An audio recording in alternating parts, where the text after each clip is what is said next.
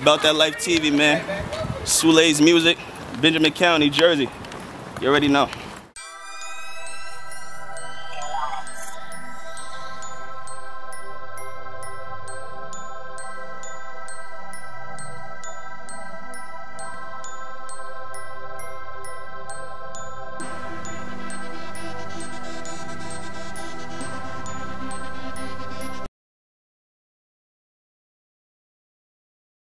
I go to school for music engineering, that's where I learned how to kind of like mix everything on my own, and I kind of like got my music to sound like the way it is, or whatever. Because like my last project, the Renaissance, I mixed on my own.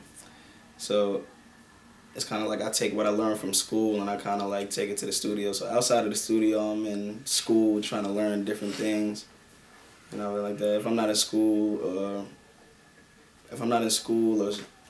or in the studio, I'm definitely just out, just trying to network. Life is more so kind of like an acronym for living in fear of everyday rap and shit.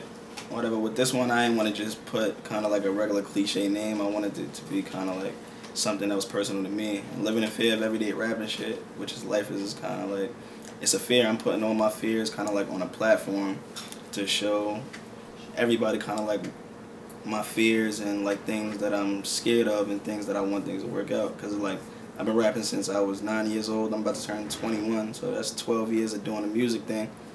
So it's kind of like it's only a certain time that you could do something for so long without reaping any benefit from it or not getting your point across. And I feel like that's my main fear, kind of like in music, is kind of like putting all this emotion and putting all this pain into the music, and it comes across nobody, and it's like I just need everybody to kind of like hear me out and hear my story, hear everything that I come from just as a person. So it's like life is kind of like all about delivering your message to the people and making sure that everybody can see what you're going through.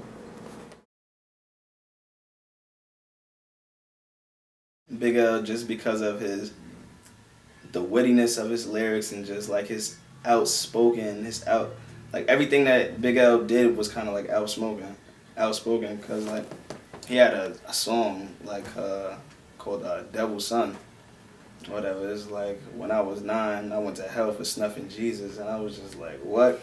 Who the fuck would think of some shit like that? So it was kind of like, nigga, Big L, he used to just wild the fuck out, and it's kind of like, I think that's one of the biggest things that I took from L, as far as like being outspoken, because like L was one of those, like he was one of those artists where he didn't care like what was said or like what anybody had to say about him. It's just like he was gonna say it.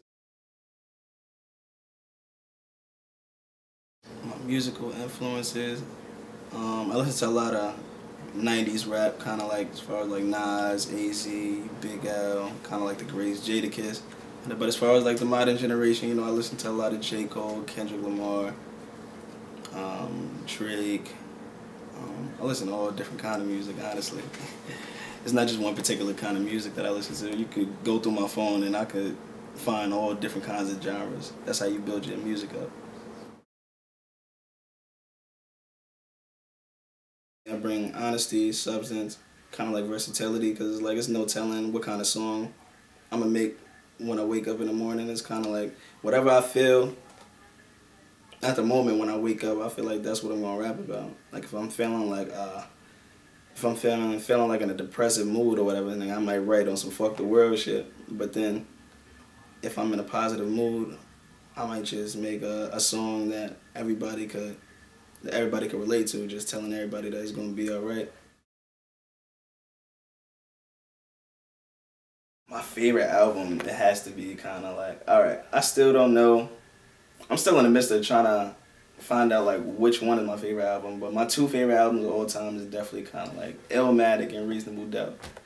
Like I grew up, I think I listened to like the Illmatic album over and over and over when I was younger until like my mom's CD popped. So it was kind of like Illmatic and Reasonable Doubt is definitely 2 albums that I definitely kind of like, I learned like a lot of versatility from. Honestly, the feeling is incredible, honestly. Because at first, You know, everybody know how WorldStar get or whatever. It's like whenever I click on a video on WorldStar, I go straight to the comments, and I ain't gonna lie, they be slaying motherfuckers on WorldStar. So it's kind of like, it's definitely a wonderful feeling to know that like people like around the world is actually kind of like vibing with me. People that never had a conversation with me, never met me in person. Like for people to be comparing me to the greats or whatever. Like I had somebody under there that compared me to the great Kendrick Lamar. I had people like on the comments that didn't even like New York personally, but understood where I was coming from. So I feel like for people to actually take time and like listen to what I gotta say is actually a wonderful feeling, and I appreciate it. The new edition money flippers better count it twice. The studio, I handle bars like a mountain bike. My clique is winning, or you other niggas sounded like Jabbar told me if you ain't a spitter, then put down the mic. It took a minute to get it, but now I'm ready, bitch. Shout out to French Montana jumping on Fetty shit. Cause it's the state of New Jersey, and what I represent is shitty from the state like me, so fuck all the petty shit. Poverty stricken, I strive as a victim, but now I'm picking choosing numbers like a lottery ticket. But wait, I'm losing patience, so pardon me for my drama ways. I fuck it and she get passed over like Jewish holidays. But this is talent, never think it's a curse. When y'all was clubbing, popping Molly, I was making a verse. No matrimony, but let's take them to church. And fuck a party, I ain't walking through the club unless y'all paying me first.